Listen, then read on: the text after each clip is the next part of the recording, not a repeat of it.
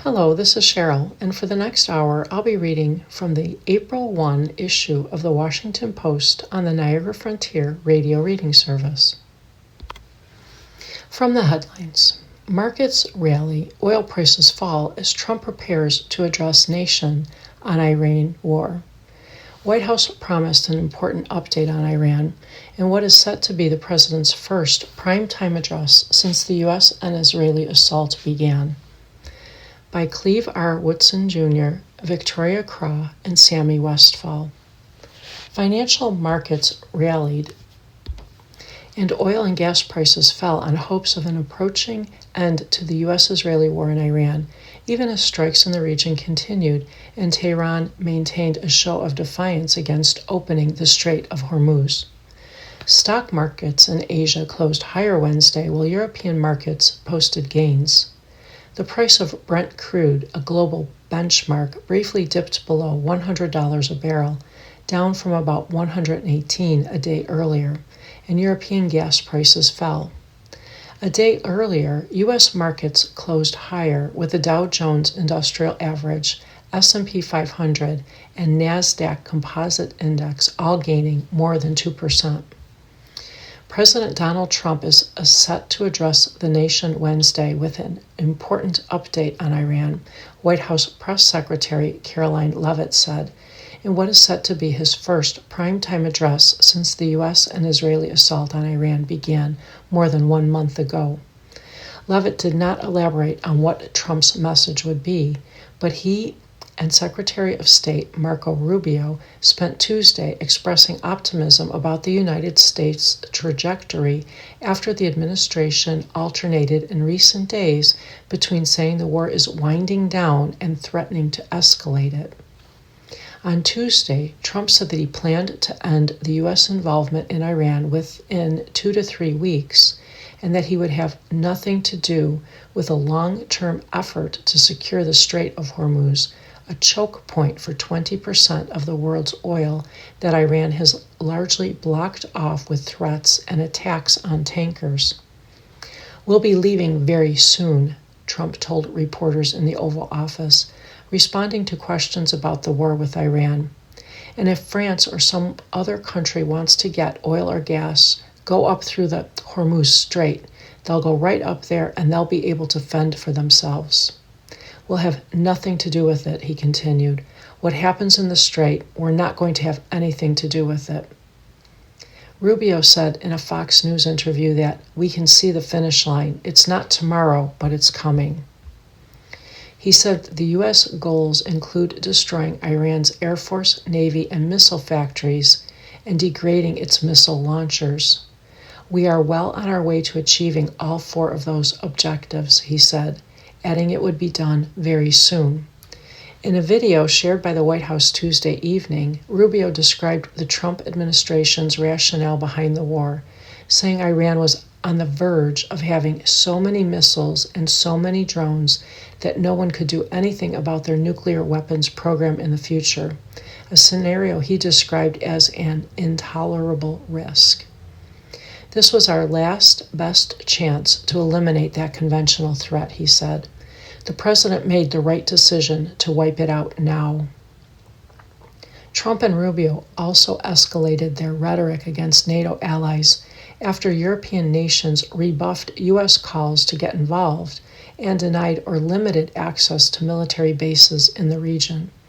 Trump said he was considering pulling the U.S. out of the military alliance in an interview with Britain's Daily Telegraph on Wednesday, calling it a paper tiger. Rubio said the U.S. would have to re-examine its commitment. If now we have reached a point where the NATO alliance means that we can't use those bases, then NATO is a one-way street, he told Fox News. British Prime Minister Keir Starmer said in a speech Wednesday that he was working at pace for de-escalation and peace, but reiterated, "This is not our war. We will not be drawn into the conflict. That is not our national interest." The United States and Israel launched a surprise attack on Iran on February 28th, the second major military action by the United States in as many months, following an operation to capture Venezuelan President Nicolas Maduro.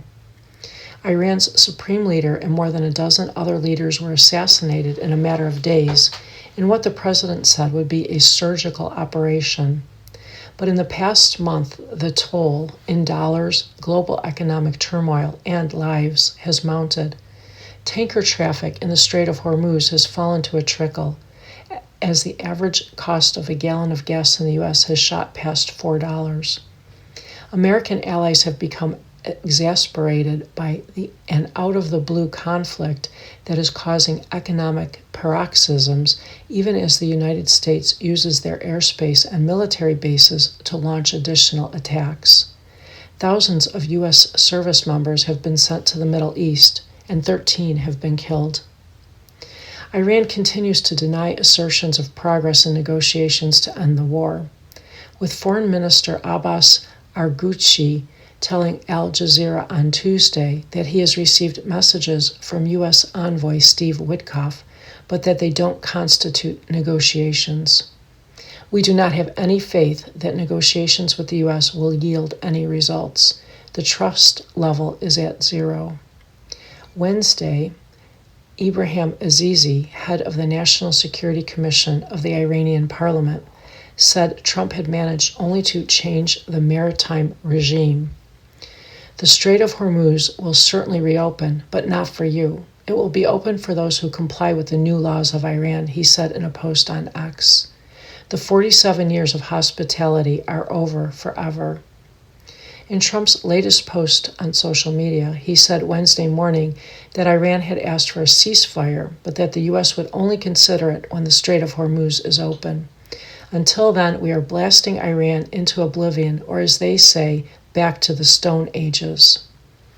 The Iranian regime said the previous day that it has the will to end the war, but only if there are guarantees against future attacks. Strikes in the region have continued.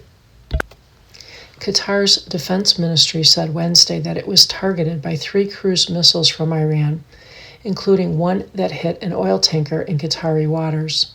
The crew of 21 people were safe, it said.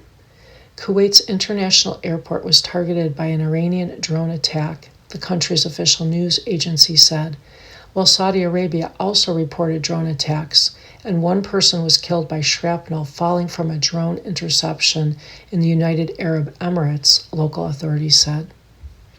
In Lebanon, 7 people were killed in an Israeli airstrike on Beirut's Jannah area overnight, emergency authorities said. In Iran, at least 51 people were killed within 24 hours as of Tuesday.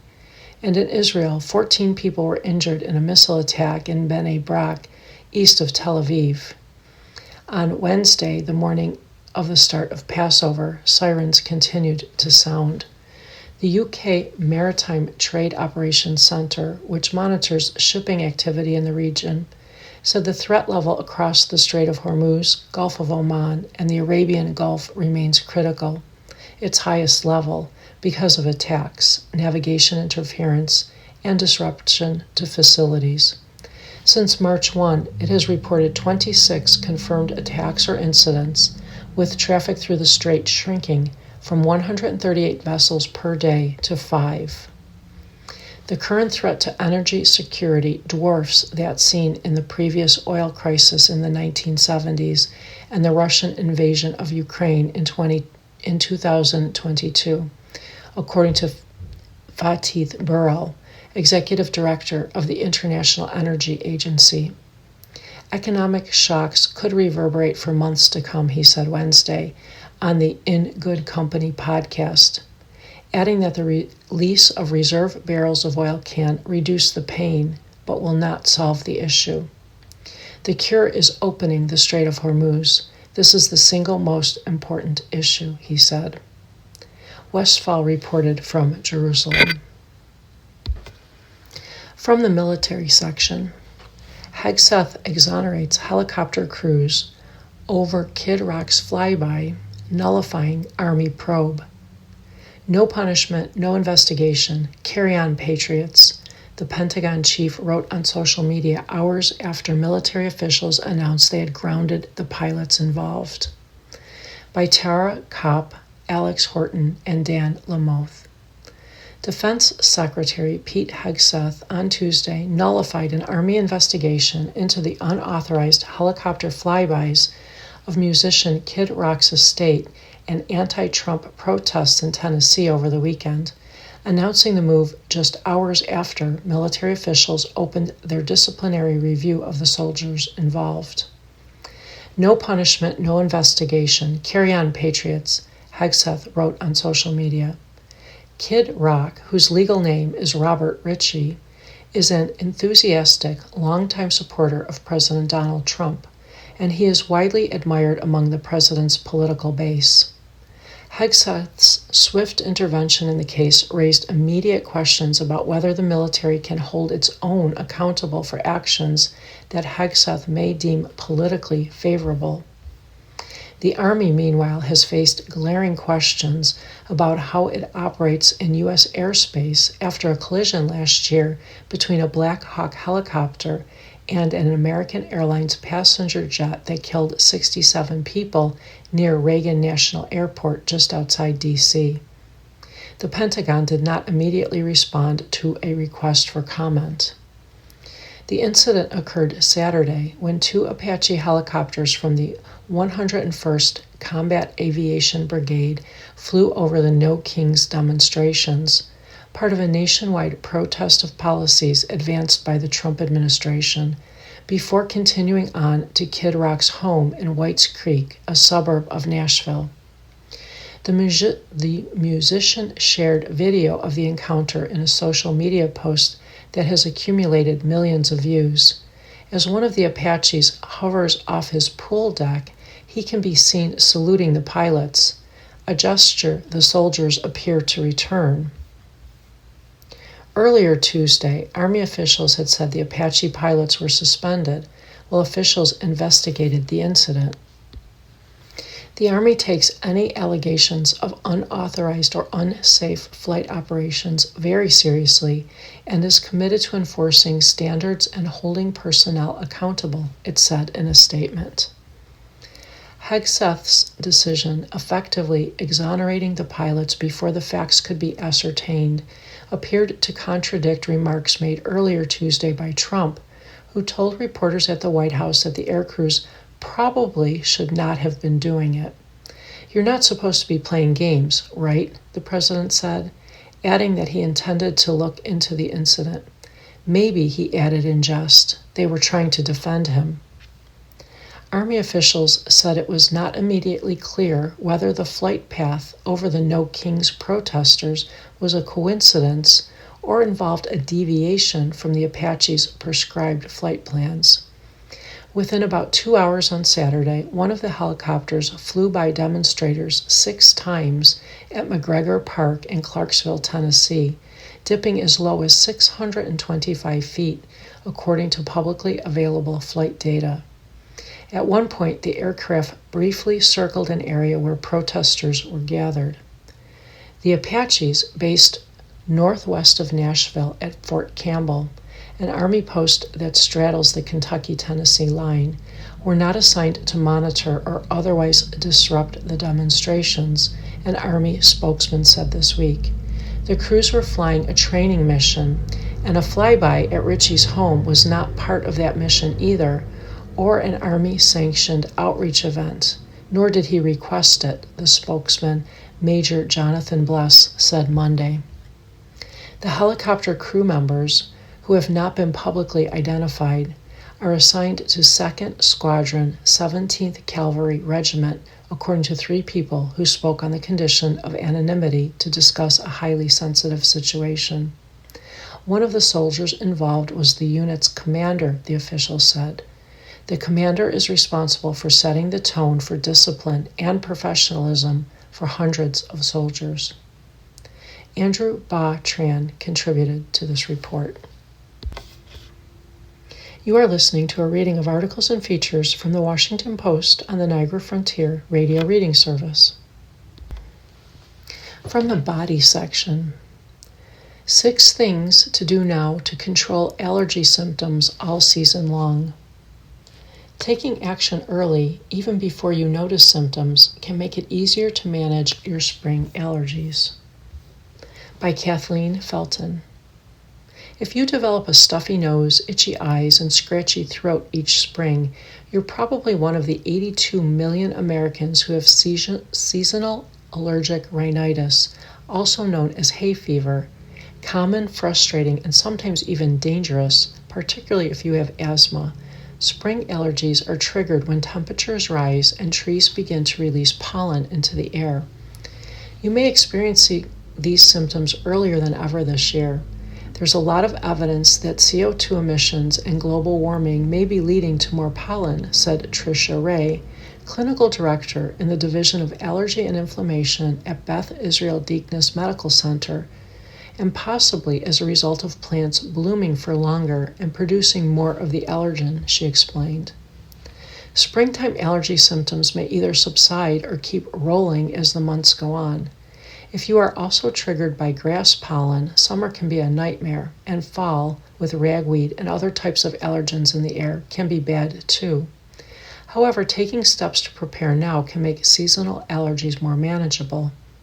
I always say it's easier to play a good defense, said Grace Koo, assistant professor of medicine in the Division of Allergy, Pulmonology, and Critical Care Medicine at Vanderbilt University Medical Center.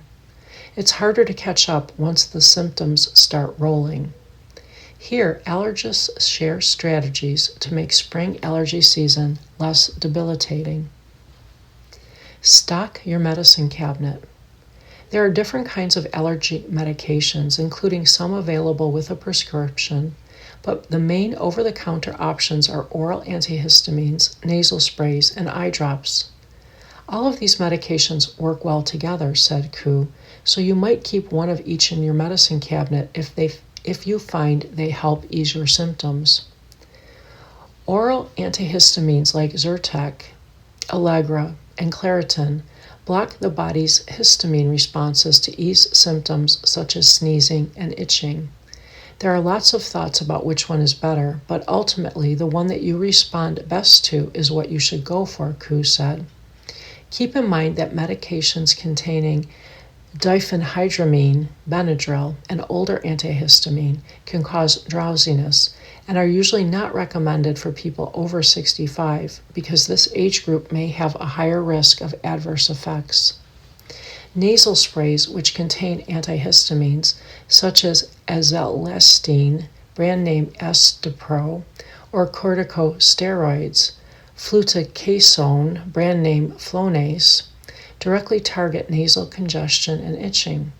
Corticosteroid sprays, in particular, are the single best drug that we have for the treatment of these types of symptoms, said Thomas Casale, director of the Division of Allergy and Immunology at the Joy McMahon Culverhouse Clinical Research Center at the University of South Florida.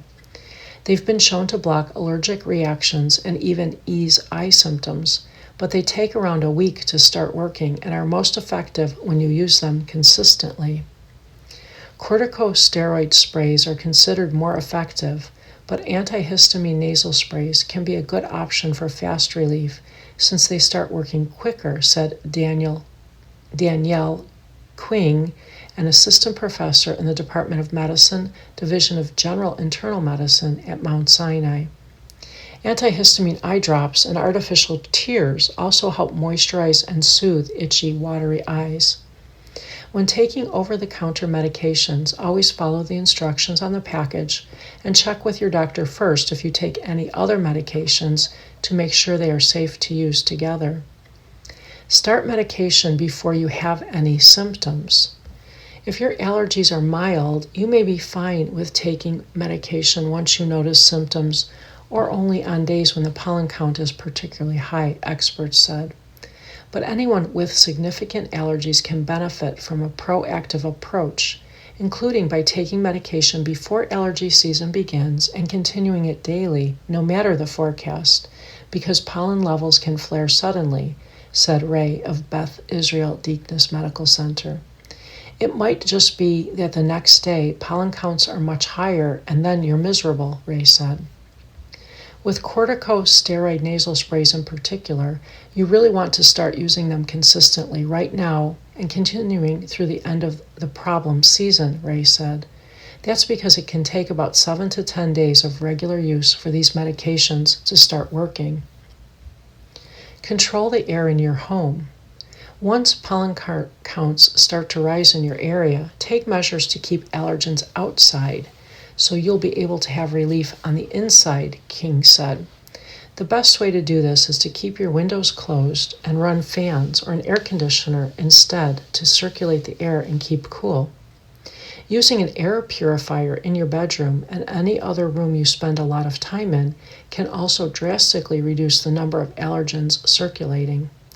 Air filtration devices that have HEPA, high-efficiency particulate air filters, may remove at least 99.97% of pollen, dust, mold, and other airborne particles in your home at least 0.3 microns in size, according to the Environmental Protection Agency, so they can make a difference in indoor air quality. If you already own an air purifier, now is the time to replace the filter so that you're starting allergy season with a fresh one. Your product's manual can tell you how frequently you should swap out the filter moving forward. Establish a coming back inside routine. All that pollen swirling around might get sticky and attached to you, said Scott Feldman, an associate professor of clinical medicine at the Perelman School of Medicine at the University of Pennsylvania, especially when you spend long periods of time outdoors. Taking a shower, washing your face, and putting on clean clothes helps remove pollen so that it doesn't follow you inside, experts said. Using a saline sinus rinse, such as a neti pot, can also be helpful to flush out all the things that you are breathing into your nose, said Koo of Vanderbilt. Always use store-bought water that says sterile or distilled on the label, or tap water that's been boiled and cooled, to avoid the risk of introducing dangerous pathogens into your sinuses. Allergens can make their way indoors on other items too. Don't hang your clothes outside during peak pollen periods, said Casale, and wash pillows, blankets, rugs, stuffed animals, and curtains periodically throughout the season, said Feldman of the University of Pennsylvania, because allergens can linger on those fabrics too. Strategically plan your outside time. It's not realistic to stay indoors all allergy season, but limiting outdoor exposure when your triggers are rampant may reduce your chances of having a strong allergic response, experts said. Pollen can circulate at any time, but it may be lower between 4 a.m. and noon during spring and summer, while counts typically spike in the afternoon and evening, a 2022 study of hourly pollen levels in Atlanta found. So if you want to exercise or do other activities outside but are allergic to grass or tree pollen, do it early in the morning in spring and summer, Casale said. If you're susceptible to ragweed, you may want to adjust your schedule again in late summer and autumn, because those levels tend to be highest in the morning. In general, cloudy, humid days with low wind are better times to be outdoors if you have seasonal allergies, because in those conditions, pollen doesn't spread as much, Casale said. Ask about allergy immunotherapy. If seasonal allergies interfere with your day-to-day life and you continue to experience symptoms even after following the strategies laid out here, it's worth seeing an allergist for a formal diagnosis if you don't have one already. Hundreds of substances can trigger an allergic response, so even though you might be pretty sure you have a tree pollen allergy, for example, you could also have year-round allergies to dust, mold, or pet dander that need to be managed. An allergist can determine if you might benefit from prescription medication or subcutaneous immunotherapy, often referred to as allergy shots. These injections target the immune system to desensitize it to specific allergens and can also help prevent allergies from developing in the future. There's also a similar newer form of immunotherapy called sublingual immunotherapy, which can come as a tablet or drops. The former is approved by the Food and Drug Administration to treat some grass pollen, ragweed, and dust mite allergies, while the latter is not FDA approved but might be used off-label. The shots work extremely well, but they're a very big time commitment, Ray said. Most people attend weekly in-office appointments for 6 or 7 months, then switch to monthly maintenance. It takes, I would say, a solid year to see a benefit, she added, but those benefits can be significant. Subcutaneous immunotherapy is the closest thing we have to a cure for allergies, Koo said. Even if allergy shots aren't right for you, it's worth having a conversation with a professional to zero in on the best strategies to manage your triggers. Seasonal allergies don't need to be severe to affect your quality of life, King said. It's just overall not a fun condition, she said, and it can be pretty debilitating sometimes. Implementing the above tactics ASAP can be the difference between having to deal with symptoms all season long and enjoying the warmer weather relatively sniffle-free. You are listening to a reading of articles and features from the Washington Post on the Niagara Frontier Radio Reading Service. From the Science section, NASA readies Artemis mission sending astronauts back to the moon. Humans could return to the moon's environs for the first time in more than 50 years. By Aaron Gregg. Humanity could soon return to the moon's environs for the first time in half a century. Under a mission scheduled to launch Wednesday evening, astronauts Reed Wiseman, Victor Glover, Christina Koch, and Jeremy Hansen are set to trace a figure 8 around the moon aboard NASA's Orion spacecraft, an endeavor known as Artemis II, making them the first people to travel this far since the Apollo missions of the 1970s. A successful mission would mark a crucial step for the space agency that seeks to return to the moon's surface. It would also validate technology that the space agency hopes will take missions even further. The goal is to shift the human space exploration venture from Earth orbit to all points beyond, said Harvard astrophysicist Jonathan McDowell. Artemis II is the first time we're sending people on that kind of voyage. Here's what to know ahead of the launch of the 10-day mission from Kennedy Space Center in Florida. What is the significance of Artemis II? Astronauts have shuttled back and forth from the International Space Station for decades, forming a continuous human presence a few hundred miles above Earth. Now NASA's goal is to build an enduring presence in deep space. The space agency hopes the suite of rockets and spacecraft underpinning the Artemis program will set the stage for annual visits to the moon's surface, as well as more ambitious trips. This is the technology that we hope will allow astronauts to not only land on the moon, but take humans to other planets, to asteroids, McDowell said. The program is projected to cost $105 billion over the next 20 years, according to an estimate from the non-profit Planetary Society. The first mission, Artemis I, was a 2022 test flight seeking to demonstrate that the systems could work without a crew. Artemis II brings humans aboard to demonstrate the spacecraft's life support systems on a long-haul flight. The crew would also notch a series of firsts. Glover, a trained engineer who is the pilot for this mission, would be the first black man to travel as far as the moon. Koch, a veteran NASA astronaut, would be the first woman. Hansen would be the first Canadian. Which systems are being used? NASA will rely on the Space Launch System, or SLS, a massive rocket with two 17-story tall engines, each carrying 3.6 million pounds of thrust to punch through the Earth's atmosphere. The boosters are designed to fall off and splash into the ocean in the style of NASA rockets from past decades. The central booster tower contains 4 Space Shuttle-style RS-25 rocket engines. SLS is built by a team of defense contractors that includes Boeing, Northrop Grumman, and the Lockheed Martin Boeing joint venture known as United Launch Alliance, along with numerous other companies. With SpaceX Starship still being tested, SLS is the only rocket large enough and powerful enough to send Orion spacecraft on its path, said Casey Dreyer, Chief of Space Policy at Planetary Society. SLS and Orion are the only tools NASA has right now to send people to the moon. There's no other option, Dreyer said.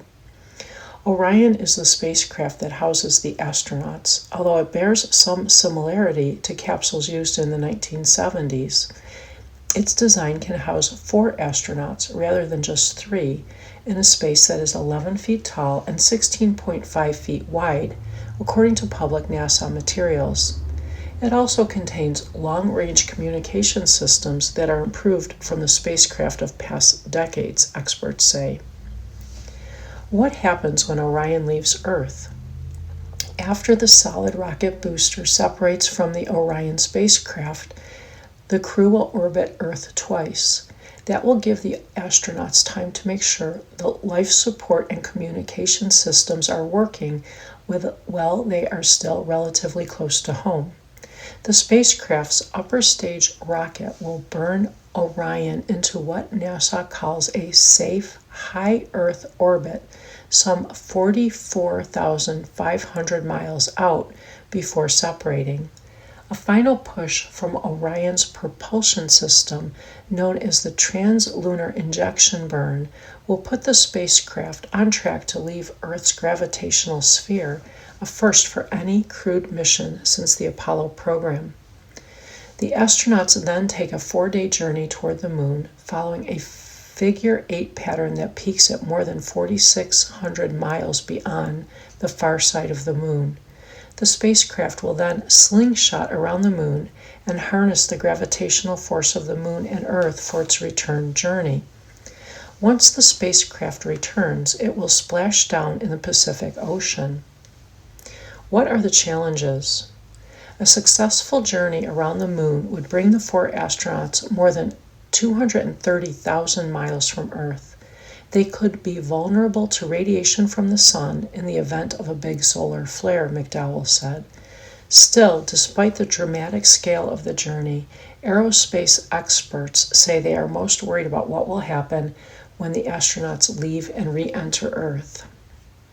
Chief among the fears is a disaster similar to the one affecting the Challenger space shuttle in 1986, when a rocket booster exploded shortly after takeoff, killing all 7 crew members.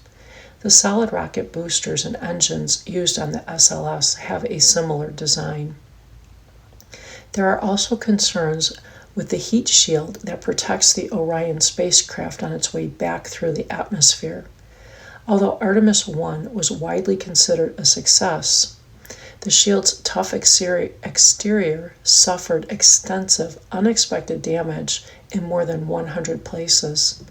For that reason, the most nail-biting part of the mission is likely to be the return to Earth, McDowell said.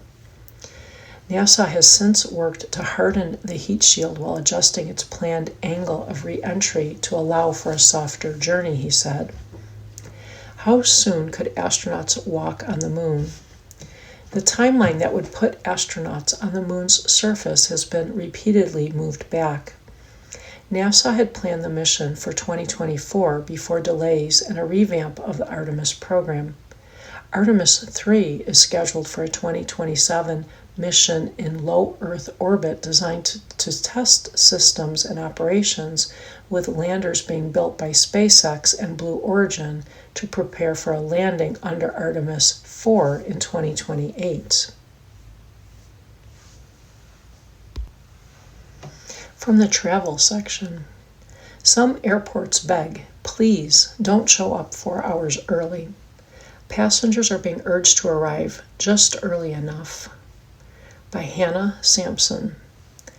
After viral images of security lines stretching for 4 or more hours, some airports are sending a message to travelers, this is not it.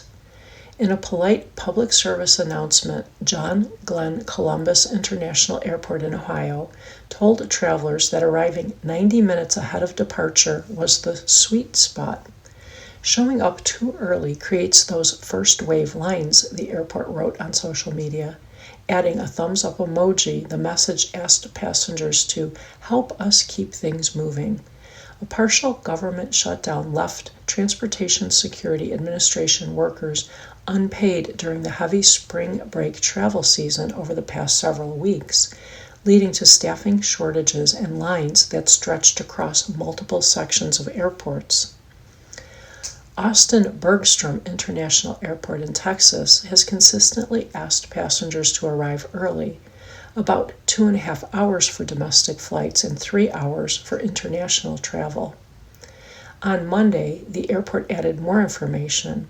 There is no need to line up more than 4 hours before your flight, as this causes congestion in the lines for those flying out sooner. This hasn't been the case at other airports, at least until recently. Some hard-hit locations like Bush Intercontinental in Houston had previously warned of waits that lasted more than 4 hours during peak congestion. Baltimore Washington International Thurgood Marshall Airport asked travelers to arrive 4 hours before their scheduled departure over the weekend. Entrepreneurs have offered their services babysitting the lines. An untold number of passengers have missed flights. Scott Keyes, founder of the cheap flight alert service Going, said travelers may see those horror stories and vow to show up as early as it takes to make their flight. But if someone with a later morning flight arrives 4 hours early as a precaution, they're adding to the lines all the early morning travelers need to wait in as well. It's almost like rush hour traffic, he said. You're going to get there in time. You're also adding to rush hour traffic. Some airline counters might not even allow travelers to check bags until a certain point before their flight, and TSA lines might not be open in the wee hours, said Zach Griff, travel expert and author of the newsletter From the Tray Table. That can leave people waiting in lines even before lines start moving.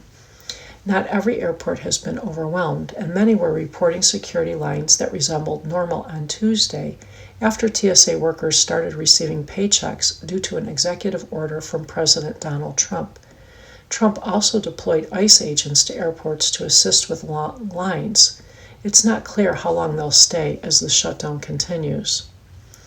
In a statement, Lauren Biss, acting Assistant Secretary of the Department of Homeland Security, said airport chaos was starting to ease. Since President Trump's issued an order to pay TSA officers on March 28, TSA officer callouts have dropped by roughly 30%, the statement said. Just over 2,500 TSA officers called out on Monday, or 8.6%, with the highest rates in Atlanta, Houston, New Orleans, Baltimore, and New York City. And yet operations in Baltimore were routine on Tuesday, with short TSA lines that were moving quickly and efficiently, BWI spokesman Jonathan Dean said in an email. Atlanta's airport reported wait times under 5 minutes on Tuesday, while Bush Airport's longest line was reportedly 15 minutes in the afternoon. Newark Liberty International Airport had somewhat longer waits, with one checkpoint reaching nearly 45 minutes, and some at John F. Kennedy International in New York exceeding 30 minutes. Griff, who created a TSA wait times dashboard, said he's seeing the longest lines early in the morning at the busiest airports. He said Tuesday he was not seeing 4-hour lines, but warned travelers to stay informed about their particular airport because long waits could form unexpectedly. You really have to stay on your game, he said. He said he has heard from travelers who said they have watched wait times and opted for a cautious approach amid the uncertainty. It is causing a lot of folks who end up deciding, I don't really care, I'll just get there 3 hours early, he said. Griff said there can be a good outcome for airports when travelers arrive early and make it through security. These are people now who are becoming captive audience for all their concessions, he said. Bo Zimmer, a spokesman for Tampa International Airport, said if people want to show up a little earlier than the 2 hours recommended for domestic flights, the airport doesn't mind. He warned that they should make sure they aren't too early to check bags or go through security. Tampa has not seen extremely long waits during spring break travel or had issues with extra early arrivals, he said. Passengers are happiest when they are not stressed, when they are not worried about the lines, when they just have plenty of time, he said. You are listening to a reading of articles and features from the Washington Post on the Niagara Frontier Radio Reading Service. From the Tech section. Welcome to the War Party. The new Trump Tech Alliance cashes in. The Hill and Valley Conference is the place to be for the tech-right crowd seeking business with the administration, but the party may not last. Analysis by Elizabeth Dwoskin. The Andrew Mellon Auditorium is a gold-trim neoclassical landmark in Washington, known as the site where the treaty that formed NATO was signed. But last week it hosted a more hawkish crowd, Silicon Valley venture capitalists eager for a piece of the Trump administration's booming business of war. They had come for the Hill and Valley Forum, an event that started as a small anti-China supper club during the Biden administration. It has become the tech world's most important convening in Washington and the hottest ticket among the executives who have gotten behind President Donald Trump. Last year's event was all boosterish vibes, a celebration of a new administration that had embraced the right-leaning tech leaders' ideas. But this year, that alliance has come to fruition with the stark emergence of a new class of power brokers taking shape in the second Trump administration.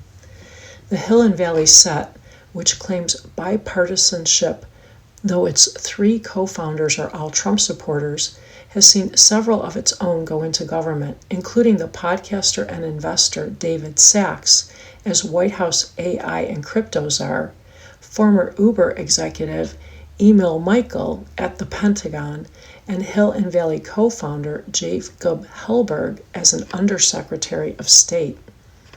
A year after Trump's inauguration, a growing chunk of the roughly $500 billion the Pentagon spends on contracts annually is being reoriented towards startups aiming to transform the future of war. Michael, who is now Undersecretary of Defense for Research and Engineering, has hailed this as a moment where there is more private capital for defense tech than ever before in history. These government appointees are starting to roll out portfolios that represent an industry wish list. Sacks, who officially stepped down last week, launched an executive order to block individual states from issuing what he called onerous regulations on artificial intelligence. The Pentagon set off a market frenzy in July when it invested $400 million in MP Materials, a rare earth mineral mining company, in a non-competitive bidding process. Last month, the Navy committed $900 million to tech startup Hadrian to build an AI-enabled factory for submarine parts in Alabama, while Planeteer's Maven software became a program of record for the Department of Defense, a designation that makes it a permanent fixture of the agency with long-term funding. A parade of officials, many hailing from Silicon Valley, took the stage to celebrate what they say is a vast transformation taking place in the machinery of Washington. The Pentagon's new head of acquisitions, Michael Duffy, talked about fast-tracking contracts to nimble companies alongside MP Materials CEO, with Duffy noting that the 5 walls of the Pentagon were no longer the source of innovation for the country's defense. Jared Isaacman, the executive hand-picked by SpaceX founder Elon Musk to run NASA, described his yearning to reach Mars and build a permanent base on the moon, comments that could come from Musk himself. A world that sanctifies technology and believes the private sector can do everything better has intertwined with an administration that shares this ethos and has a penchant for deal-making among friends. At Hill and Valley, everyone shows up to see friends. People from space tech investors to tech entrepreneur Brian Johnson offered this reason for attending as if it were the unofficial mantra of the event. Seeing friends is code for an elite form of networking in which everyone operates in a studied, casual hustle mode, ready to meet a future investor or get the next hot deal. At HNV, as attendees dubbed the conference this year, as if it were the logo of an aspirational luxury retail brand, 1,500 friends milled about in the lobby, admiring a startup's just-returned spacecraft while chewing trendy nicotine-free tobacco pouches, speaking about the upcoming public offering of SpaceX in breathless tones. Hundreds more waited 90 minutes in a line that stretched across the block. Friends were building AI-enabled wartime factories. Friends were sending drones to fight wildfires and seed clouds with rainwater. Friends were building sensor-enabled robots that can repair military equipment in underwater battlefields. They were designing tiny satellites that can function as a back-end GPS communication system should the country's adversaries attack our own GPS. They've produced software that aims to turn any car, truck, tank, or tractor into a self-driving vehicle. Johnson, whose longevity movement is called Don't Die, came to remind friends that war-making is not conducive to reaching a state of societal health and ultimately of immortality, he told me. Investor Adam Gefkowitz detailed his ambition to build social infrastructure for the brightest minds working on the most important problems. The 30-year-old hosts weekend gatherings. One, he said, is a combination of all your favorite music festivals, summer camps, and wellness retreats. Another, a battle royale modeled after the Hunger Games. This year, a growing and friendly media ecosystem was in full force on the margins of the forum, from the capitalist-loving All In podcast to Pirate Wires, which scored a moderator slot on stage with an energy secretary, to TBPN, a high-energy podcast network from the founder of a brand of popular nicotine pouches. Founders of the Leader 2 media companies have had the backing of billionaire investor Peter Thiel, who, along with Palantir CEO Alex Karp, is seen as the godfather of the nationalistic movement in tech. The tech right cohort argues that profit-seeking endeavors are deeply patriotic.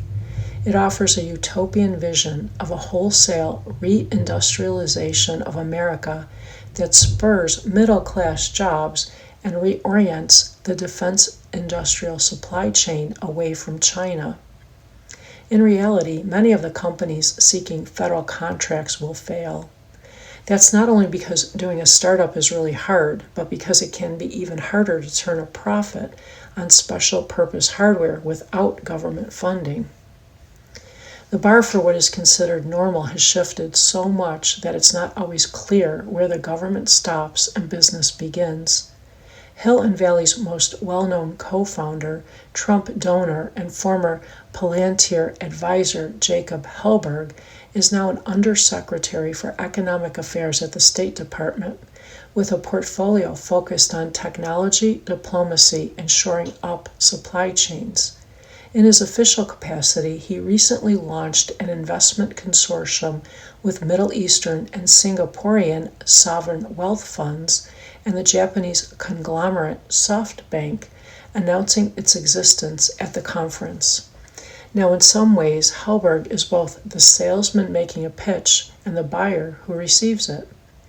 Richard Painter, a law professor who served as chief ethics lawyer in the Bush White House, said Hill and Valley was basically a right-wing knockoff of the Aspen Security Forum, the conference that flies key administration officials out to a resort where they talk with academics and corporate donors and contract seekers. Aspen is viewed by the administration as affiliated with Democrats, so much so that Defense Secretary Pete Hegseth barred officials from attending the conference last year. At least at Aspen, there was some attempt at window dressing by having academics be a buffer between officials and industry, Painter said.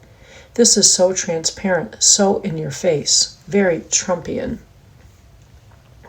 Walking out onto Constitution Avenue as a line of black Uber cars rolled up, it was clear that underneath the frenzied energy was a recognition that the moment might have an expiration date. One investor, speaking on the condition of anonymity, was not entirely convinced that the new alliance would have staying power. This is what Silicon Valley does, just plow money into hype, he said, shrugging. What are all these companies going to do after the Trump administration ends? We're all investing millions in a sector that might not last. From the opinion section, by Leanna S. Wen.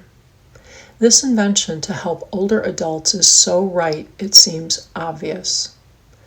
A transformative tool is allowing family members to live better lives as they age. By 2030, 1 in 5 Americans will be over 65. Already, 1 in 4 adults are caregivers, and nearly 30% of caregivers are part of the sandwich generation, supporting both young children and aging parents.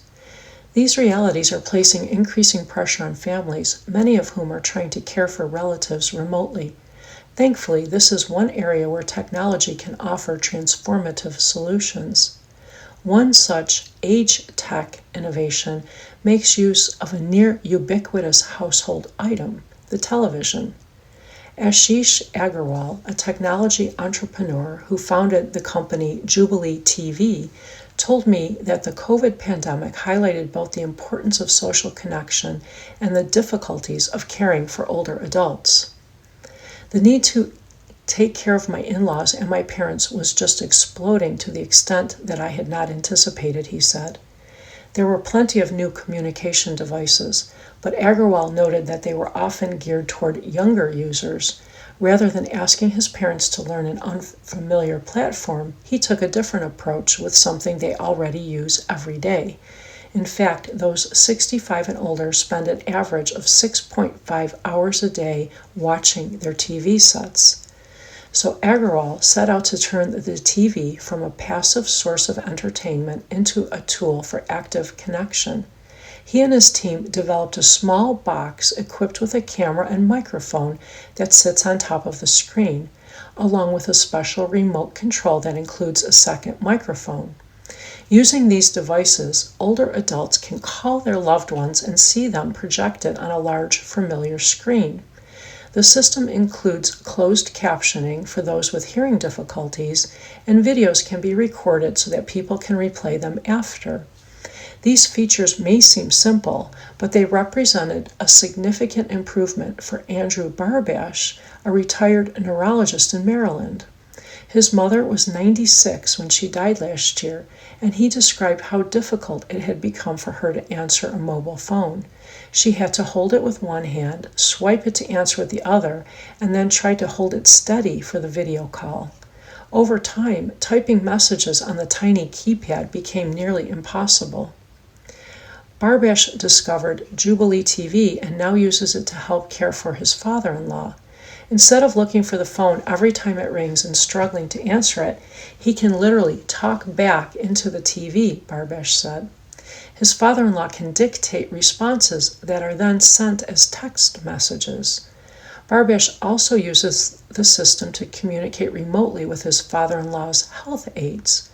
Using this as a vehicle for establishing relationships is just enormous, he said. In addition to facilitating communication, the TV can also provide medication reminders. When it is time to take medications, programming pauses and a message appears on the screen, along with an image of the medication and the specific instructions. If the TV is off, it turns on with a chime that gradually increases in volume until it's acknowledged. Family members can record personalized reminders, and if a dose is missed, they can be notified so they can follow up directly. Another important feature is what Agrawal calls the drop-in, where older adults grant permission to designated caregivers to turn on the camera remotely and check in. If a medication alert hasn't been acknowledged or calls aren't going through, caregivers can quickly see what's happening. Has their loved one fallen, become unresponsive, or is otherwise in need of urgent assistance? When the company first piloted the drop-in feature, they expected users to express privacy concerns, even though the company made it clear it doesn't sell data and that older adults choose who has access. Instead, Agrawal told me it quickly became the most used feature. At one point, it overwhelmed their servers because of demand. Many older adults, he said, were much less afraid of being alone when they knew their family members could regularly check in on them.